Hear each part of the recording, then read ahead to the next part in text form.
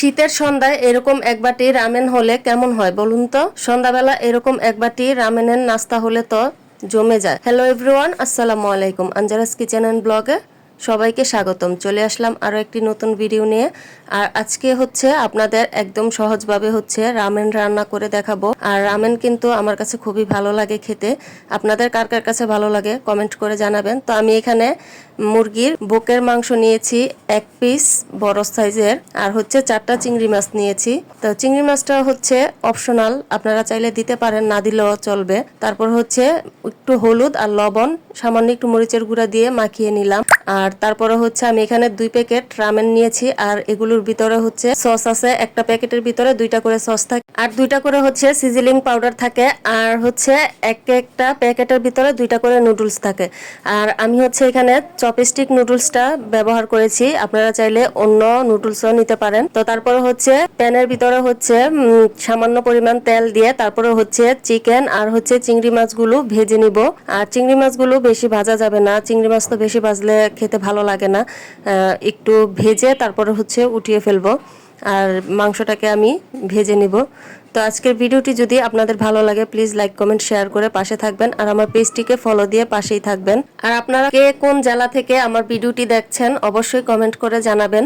তো এই তো আমি চিংড়ি মাছগুলোকে উঠিয়ে ফেললাম। এখন চিকেনটা আর একটু ভেজে নিব, যেহেতু ভিতরটা কাঁচা রয়ে গেছে।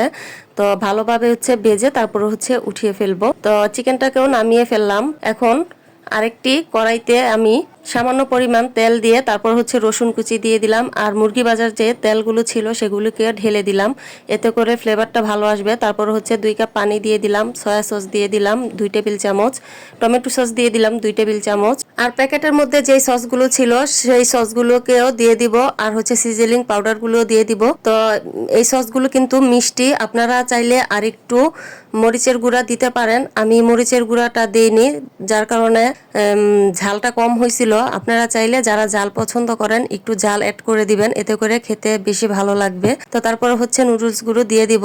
পানিটা যখন 10 মিনিট ফুটানো হয়েছে তারপর হচ্ছে নুডলসগুলো দিয়ে দিয়েছি। তো তারপর হচ্ছে লবণটা আমি পরে দিলাম, লবণ যেহেতু সসের ভিতরে লবণ থাকে সেজন্য পরে দিয়েছি।